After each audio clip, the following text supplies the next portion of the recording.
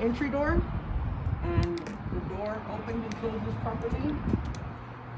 The hinges are intact and secure. The windows are not cracked, damaged, or broken, and the seal is intact on the door. And we have our handrails, and our handrails are mounted securely. No loose or missing part. We have our step light, white in color, clean and functional. We have our steps, not worn excessively, and treaded. And then we have our first aid kit and our body fluid kit that are mounted securely and properly labeled. We have our fire extinguisher that's up to date, fully pressured and mounted securely to the bus. We have our 3 triangles that are present and mounted securely. And we have our passenger mirror that's mounted securely, not cracked, damaged, or broken. Then we have our seats, and our seats are secured to the bus. Our seat belts are not frayed or torn. But don't forget the key. Don't forget your key. Oh, turn it on. Yeah. Okay. So safe start. Go.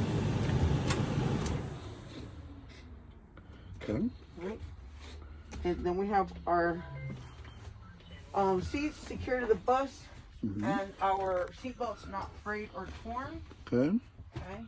What about your upholstery? And our upholstery is clean and not ripped. Good. And we have our emergency door properly labeled. Our door opens and closes. Our warning signal works. Okay. And the seal is intact and the hinges are good. Okay. And we have our hatch, our above hatch emergency exits, and Okay. if you can push it open and turn the handle, it'll release the hatch. And we have 2 of them, one front, one in the back. Okay. And we have our emergency windows, Okay. and we make sure that they all work properly. Okay. We have 4 windows, Mm-hmm. and I would open all 4 or ask if they want all 4 opened. Okay. Here's our other overhead hatch. Mm-hmm. Okay. Then we'd come to the front, and we'd our seat is not ripped or torn, mounted properly to the bus. Okay. Okay. Then we have our seat belt. It's mounted. I mean, that's not worn or frayed and not torn. Good. And then we have. Now, do I turn on the bus? Yes, ma'am. Okay, so then I would turn on the bus. And we have so we have our fan that's working properly. We have our air condition, the rear air condition, the driver air condition, and the front air condition. And we have our rear heater. We have our driver heaters working properly. We have our boost, and indicated by the light that is properly working. We have our strobe light that's on top of the bus. We have our dome lights, drivers and passengers, white in color, clean and functional. Then we have our master flasher. We turn it on. We turn it. Why is it? Oh, it's not closed. Make sure you have your door closed. Okay. Then we turn on our master flasher, and we turn on our flasher lights, and that would indicate that our amber lights are on. Okay, and where do you see them? We see them in our cross mirror. Crossover. Crossover mirrors, and I also on your and on my driver panel. driver here and on my driver panel. Okay. And then I would open the door. That would engage my stop arms, and they're working properly. I look at my crossover mirrors and my red flashing lights, also indicated here and on my driver panel. Then my override button. Okay. If I turned on my override button, it would completely override the amber lights and go directly to the red alternating flashing lights. And then I have my no noise switch that would shut off all noise inside the bus. I have our mirror switches here, and the mirrors are properly adjust it to my likings. Okay. I also have our windshield wipers Okay. and our windshield wiper fluid. Okay. The windshield wipers are mount secured to the bus. No loose or missing parts and are working properly. Okay. And we also have our mirror, our windshield mirror here. Okay. And there's no illegal stickers Good. and free of obstruction. Good. Then we have our light switch. No, we're going. Oh, we have our flash. We have our hazard lights. I'm sorry, my high beam lights. Your left turn signal. Oh, Left jeez. turn. Okay, Yeah. so my left turn signal, There you go. my right, and my left turn signal I can see with my crossover mirror, Good. and my convex, Okay. and then my right turn signal with my crossover mirror, my convex, And where else? On your dashboard. and on my dashboard. There you go. And then I have my hazards, Your high beam. my high beam. Mhm. I'm sorry, my high beam, And you can see it where. and I can see them on my crossover mirror. Okay. Okay, and now I have my hazard lights Good. here.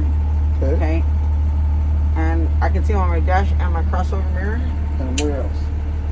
and on the side on my convex on the outside, two outside indicators. Good.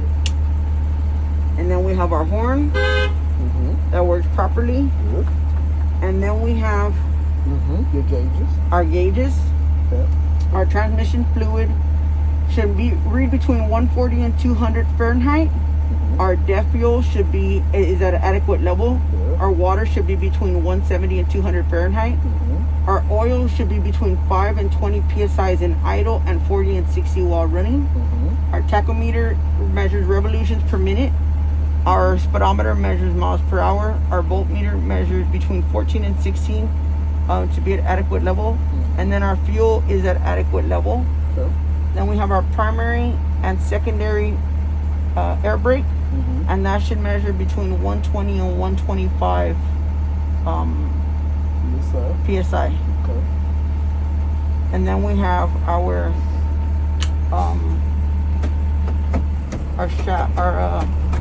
gears, and our gears are working properly. We have our door that opens and closes properly. And then Okay. we have our no child left behind. Oh.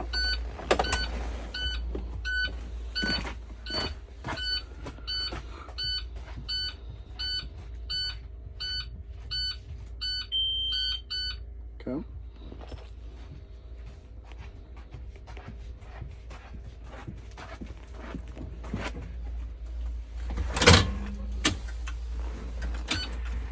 Okay. We also have our ABS that shows on our dash. And now we will test the air brake. I will release the air brake. I'll release the air brake. I will With the apply the wheels? service brake. Well, with the wheels chopped, Oh, with the wheels chopped. I'm now going to check my air system for leaks. Okay, so with the wheels chopped, I'll now check my air system for leaks. I will, I don't put it in gear or anything, right? So I'll now check my system for leaks. So you're I'm gonna release the parking brake, and when the needle settles, I'll time it for 1 minute and make sure it does not move more than 2 psi. Okay.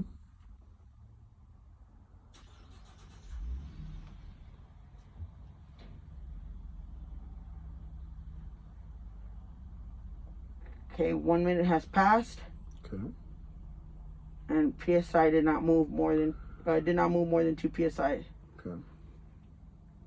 Now I will push on the service brake, and when the needle has stopped moving and settled, I will also measure it for 1 minute and make sure that no more than 3 psi moves, or does not move. The needle does not move more than 3 psi. Yes.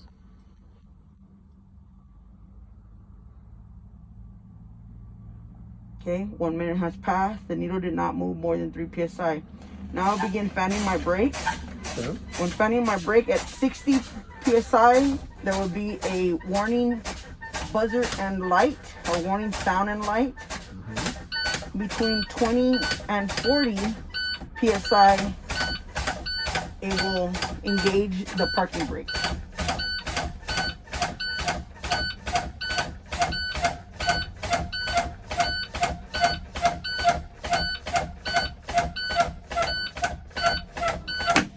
There we go. Okay, my parking brake is engaged. Okay. Therefore, that concludes my air brake test. It is working properly. Okay. Right. On the bus. I'm now going to remove the shock to test.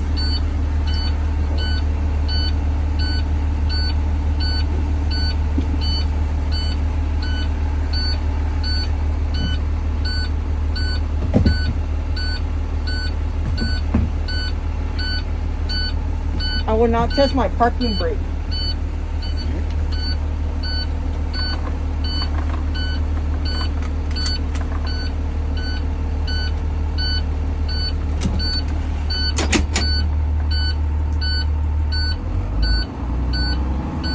So what you doing right now? I'm making sure that my PSI returns to 120 before I test my parking brake. Okay. Raise up the RPMs to what? To 15. Alright. I'll raise up my RPMs to 15 to make sure that my PSI on my air brake, primary, secondary, will elevate to 120 PSI. Okay.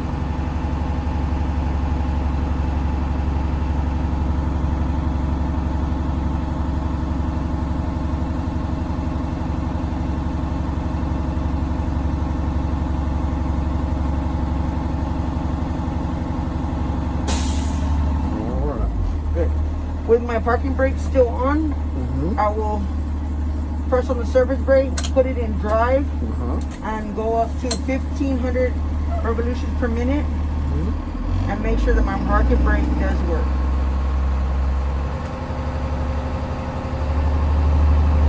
Okay. The bus did not move, therefore my parking brake works. Okay. Okay, now I'm gonna check my service brake. I'm gonna go to 5 miles per hour and come to a complete stop, making sure that my bus does not veer to the right or the left. Good.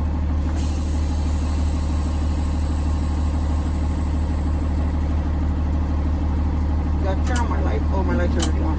Oh, they were not. Okay.